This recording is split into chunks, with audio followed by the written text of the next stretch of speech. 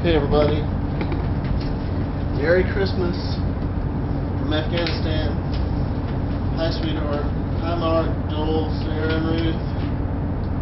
I'm going to read an ebook to y'all called Willibald's Trip to Heaven. Willibald, Krautmann, and Christmas. These two things belong together like a door and its hinges, like a clock in its face, like a bell in its tower. The whole year round he dreamed of and prepared for Christmas. In his lifetime he had carved more than 1,000 figurines. He had built 60 manger scenes, and never once had he missed the annual Crochet Makers Conference in Innsbruck.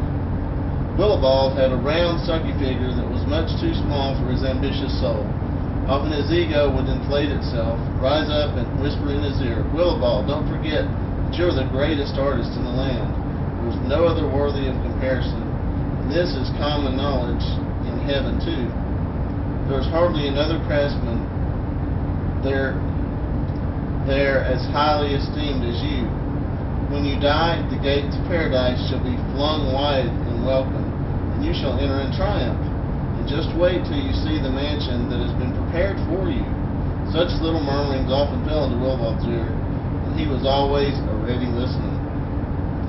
Now it happened that just on the night before Christmas Eve, Willibald passed away peacefully and found himself trotting up a steep road toward heaven and talking to himself. "Do you see, my dear old Willibald, how the Christ child honors those whom he loves? He has fetched you home on Christmas Eve just in time for the most beautiful feast day in heaven. Perhaps he wants you to set up the heavenly manger scene. But it couldn't be at such short notice. Indeed, he's running very late. If that's the plan, well, we will see." As Willibald thought about setting up a manger scene in heaven, excitement came over him like a fever, and his progress seemed to him much too slow. The climb was steep, he wasn't the youngest, and being winter, it was bitterly cold. Often he stumbled or slipped backward several steps, which annoyed him, and he soon began to grumble. If they really wanted me in heaven, they could at least send a coach. That wouldn't be asking too much, would it? And it wouldn't have to be a coach and 12. I'd be just as satisfied with a coach and 4. And where are all the angels? What are they up to? Won't even one come out to meet me? Willibald Krautmann? Certainly I didn't expect a whole legion, but a few dozen archangels would have made a nice escort. Indeed, it would only be proper. I'm no more journeyman after all. They ought to know that by now. But in spite of all his muttering and grumbling, no angelic escort nor any heavenly coach and 12 or even 4 appeared.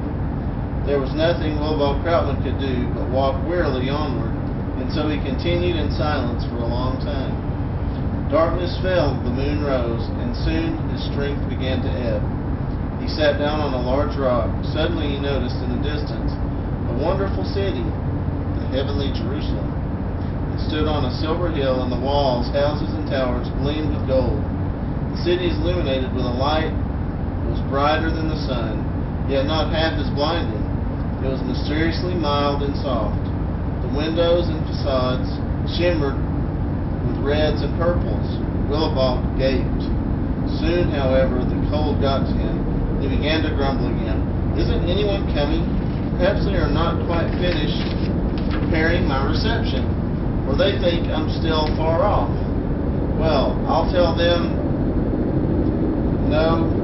let them know, they are mistaken." So Willibald stepped into a nearby star, raised himself to his full height, waved his big hat, and shouted with all his might, "Hey, you up there!" There was no response, not even an echo. He waited. Suddenly a little angel in a white gown fluttered up over the city walls, glanced down at him, and disappeared again. "Ah," he thought, "now it's going to begin. Now all the bells are going to ring at once, and they'll set off off the cannons. A quarter of an hour passed, and then half an hour. Still nothing happened. At one point, he was sure he heard the ringing of chimes, as sweet as the bells of the cathedral in Salzburg. He heard singing too, but it was far away. Willibald shook his head in disbelief. What did it mean? Suddenly it dawned on him. They wanted to surprise him. He was supposed to go right up to the gate, and once he was there, the gates would open, and the heavenly host would stream out in all their splendor, and the angelic choirs would receive him with singing. Yes, he thought, that's the only way they would welcome a person like me. To be sure, I've never been one for surprises. If they really take pleasure in such nonsense up here, then, in the name of goodness, I won't spoil their joy. In good spirits once more, Willibald marched confidently up the last silvery rise and stood expectantly right before the gate of heaven. Nothing happened. The gate did not spring open, no music broke forth, and no host streamed from within, nor even a single cherub. There was nothing but eerie silence. It was as if heaven had were completely abandoned. But now Willibald was getting hot under the collar. A surprise is a surprise that he could understand, and if the Heavenly Father wanted to greet him with a host of little rascals, fine. He'd play hide and seek with them if he had to. After all, he had often carved amusing little cherubs. He had had his fun too. But this was going a little too far. It went on, it would no longer, if it went on, it would no longer be a joke. What do you really mean? What do you really want me to do? He wondered. Stand here like a beggar and ask for shelter? What do you think I am? A wayward tramp? No, he really didn't need that.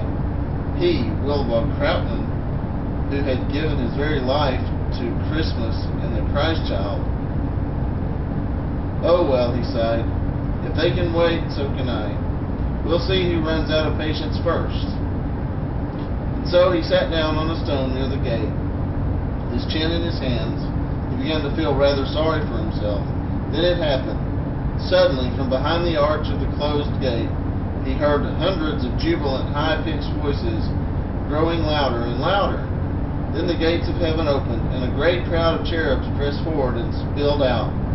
And who was standing at the threshold but St. Peter himself, speaking in a deep voice and directing the multitude. I knew it, thought Willibald, overcome with relief. Strangely, no one noticed him, and after a few moments, his joy turned to bewilderment. He coughed purposefully and coughed again, trying to draw the angel's attention to him. It didn't work. Not a single angel so much as glanced in his direction. But now he was really at a loss. Was it someone else they had come out to meet? Had they forgotten him altogether?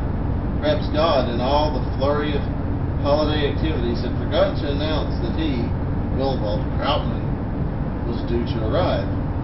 Well then, he decided, I'll have to announce the news myself.